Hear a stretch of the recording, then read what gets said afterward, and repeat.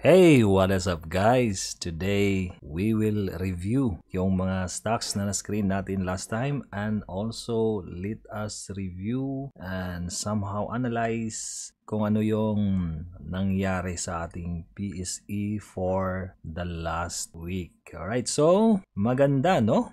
Ang ipinakita ng ating index. Wow! So last time nag-screen tayo ng stocks, it was like dito sa candle na to, that was September 25 or 26 during that particular weekend. So, after that, meron tayong 4 na trading days and then nag-continue na green. Kamakailan lang nag-below 6,000 tayo guys. So, and then after that, nag-reverse na siya for how many trading days? 1, 2, 3, 4, 5, 6 trading days na green and then last Friday medyo malaki-laking volume ito. Buti hindi elevator no? Kasi lately parang kung titingnan natin hagdan kung umakyat itong ating index no, naghahagdan pagka umaakyat itong si market. Pero pag bumaba ay nag-i-elevator ito guys. Kagaya nito no. Okay, so hagdan, tas pag bumaba naka-elevator. So sana dito naman magko-consolidate siya in this area ay huwag naman sanang elevator yung sakyan pababa. So meron tayong malaking volume nung nakaraang September 26. Laking volume ito guys. So, may pumapasok na. Nagbibigay ng resibo yan. Nag-iiwan ng resibo yan pagka may pumapasok na mga malalaking institusyon. No? Halatang halata. Dahil kung titingnan mo yung ano natin, ating average ay triple yata yan or 4 na beses no yung laki ng volume on that particular day. So, may mga pumapasok ng mga malalaking investors. Hopefully that's the case. Okay, so ngayon since maaga akong nakapag-grocery, umalis ako kanina, and then nakapaglinis na rin ako ng sasakyan. So, nakapamalansya na rin. Ready na rin tayo para balik trabaho bukas, Sunday, dito sa Kuwait. First day ng work week. So, balik trabaho sa linggo, which is tomorrow. And then, sana makapag-screen ako ng stocks, hindi pagod. And then, let's review lang, no? Kung ano itong ating dalawang stocks na screen last time. So, let us see kung meron tayong entry or hindi. And, ayun. So, unahin natin si Ali. But before that, let us put it sa weekly time frame and then yung Kalma strategy natin. And ayun, let's put Ali and then ayun no. So here, meron siyang naging successful na Kalma before. But kung titingnan natin, baka masyado lang mataas that time. Patin lang natin kung halimbawa nakapasok ka sa pinakamababa dyan. So it's 10%. So, malabong mapasok ka nito. Masyadong mataas yung risk. But it looks like a successful Kalma to me. Yun nga lang, wala kang magiging end. Kung dito mo siya nakita, pero wala pa, hindi pa siya nag-cross At this candle, malayo pa, no? Kung dito ka nag-entry, masyadong early entry na iwan yung CCI. But now, here, nasa 91 now. Kita mo dito, 91 na. So, 100 yung ating ine-expect na CCI bago tayo pumasok. Volume wise, interesting nga. May malaking volume na pumasok. Above average. Konting-konti lang naman.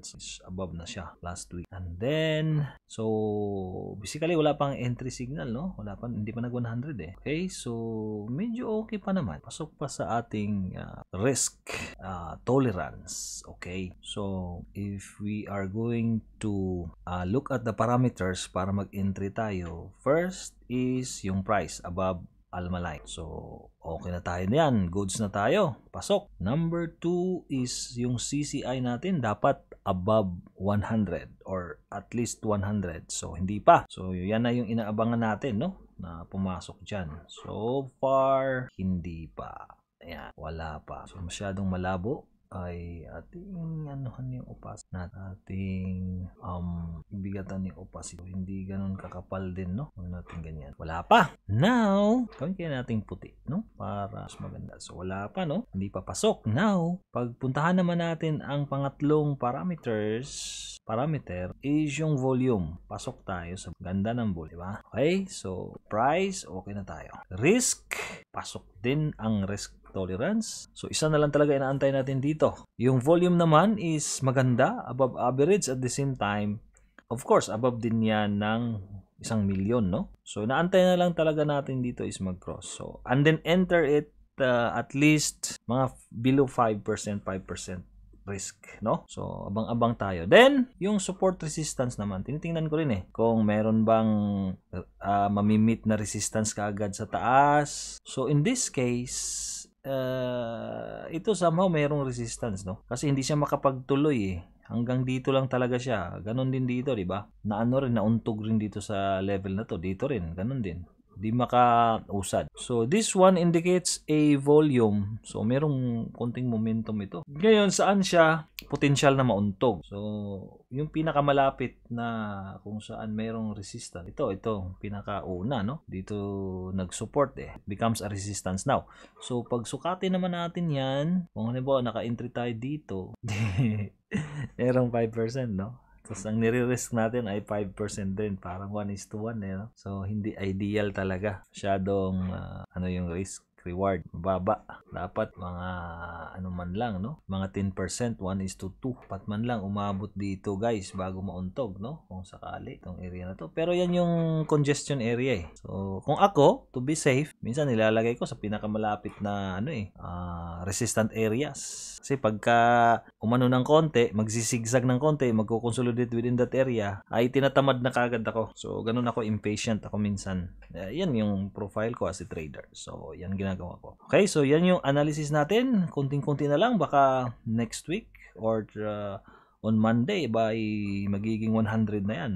Papasukin ko na yan at EOD. Okay, proceed tayo sa Ali naman. Sa ano ba tayo? Ali nga tayo ngayon. So, FB naman, no? Si FB naman, guys, ay above 100 na. So, let's check one by one. Okay, so let's talk about the price. So, pasok, no? The price is well above Alma line. Okay, pasok. Ngayon, yung naman, volume. Dito tayo nagkakaproblema. Parang walang interest. Okay, yung mga buyers ngayon dito. Below average, tapos decreasing pa on a weekly basis, weekly time frame. So volume wise medyo tagilid. Okay, so CCI although above na siya, 116 na siya. Risk naman tolerable pa naman. Tapos ang kagandahan lang dito is yung risk reward siguro dito ba natin ilagay, ganon din, nasa 5%. Mga medyo okay ito, nasa 10%.